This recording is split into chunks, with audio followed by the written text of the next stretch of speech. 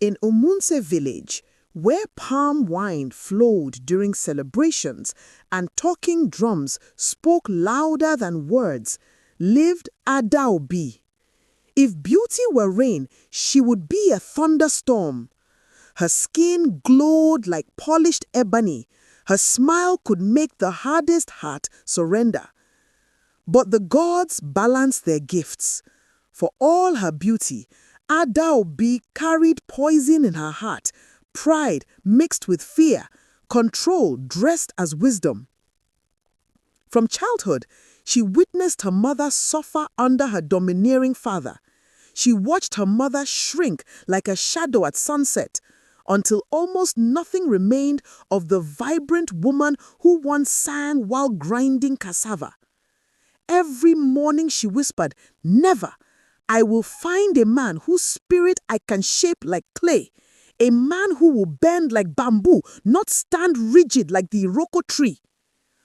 Old Mama Nkechi, the wise woman, warned her, a home built on imbalance will collapse. The man is the head, yes, but the woman is the neck that turns the head. Both must be strong. But Adaobi laughed. She said she wanted a weak man, one she could control. Mama Nkechi sighed. Be careful what you pray for. The gods love to teach through experience what we refuse to learn through wisdom. Word spread through 7 villages that Adaobi was searching for a husband, and men came like bees to honey. First came Emeka the blacksmith, muscles like mountains. When he spoke with confidence, she dismissed him.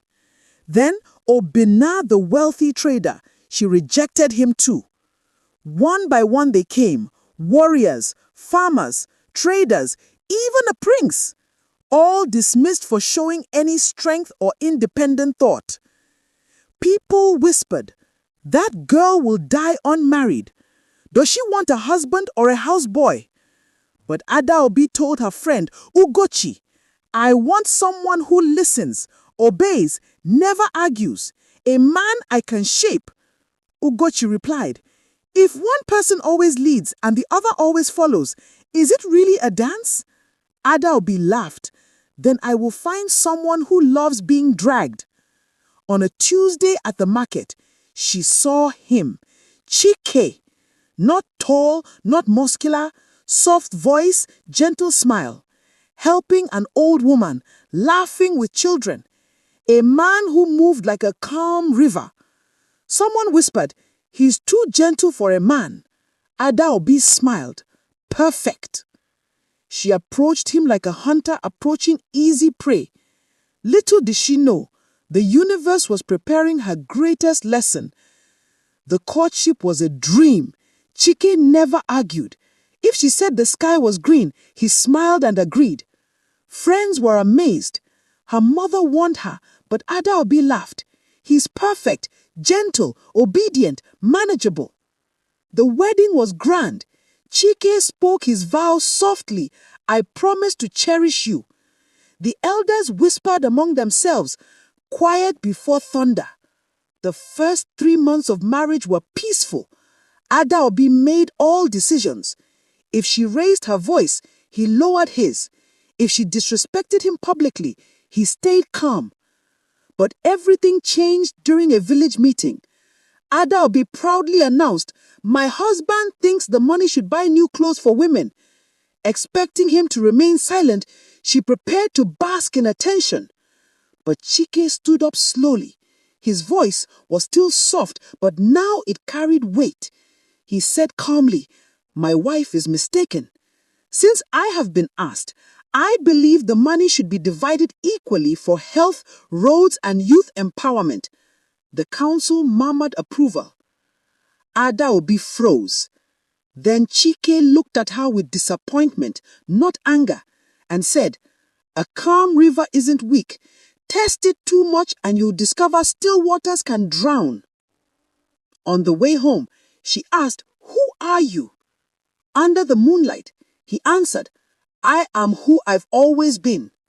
You mistook quietness for weakness, gentleness for lack of strength. I watched my father beat my mother and vowed never to be that man. But I also refused to be too weak to protect my family. I chose the middle path, wise water that knows when to be calm and when to be wave. You wanted weakness. What you got was restraint. From that moment, Adaobi's eyes opened. Chike was not weak. He was strong in ways she never understood. She learned he was respected across villages. Scholars sought his advice. The chief wanted him as a leader. He had turned Rose down out of consideration for her insecurities. During a robbery in a nearby compound, Chike coordinated the rescue without raising his voice. During a flood, he became the anchor of the village. His wisdom, patience, and courage guided everyone. Adaobi watched the man she once dismissed become a pillar of the community. Tears filled her eyes. She had mistaken a giant kneeling down for a dwarf. One night, she sat beside him beneath the stars. She whispered, "I have been a fool." Chike shook his head. "No, you've been afraid. Your mother's suffering made you fear strength. But true strength protects. True power serves. You were running from the wrong thing." Adaobi broke down crying, releasing years of insecurity. And Chike held her like someone who knew the storms of the heart. From that night, Adaobi changed. She learned that quietness wasn't emptiness, but fullness. That agreement wasn't submission, but patience. That gentleness wasn't weakness, but strength under control. Their marriage blossomed.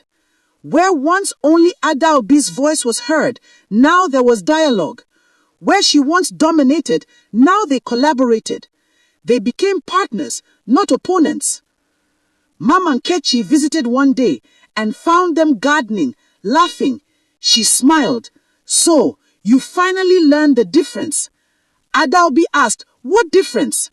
Mama replied, "Between weak and peaceful. Weakness bends because it has no choice. Peace chooses to bend to avoid breaking others. You married peace, and peace is the greatest strength." Women began seeking Adaobi's counsel. She told them, "Marriage is not war. It is a dance. Sometimes he leads, sometimes she leads, but always together. Look for strength that yields and power that protects. Don't mistake gentleness for weakness. The gentlest waters carve the Grand Canyon." On their 10th anniversary, the chief said, "These two have taught us that the strongest marriages are not those where one dominates, but where both are strong enough to sometimes yield."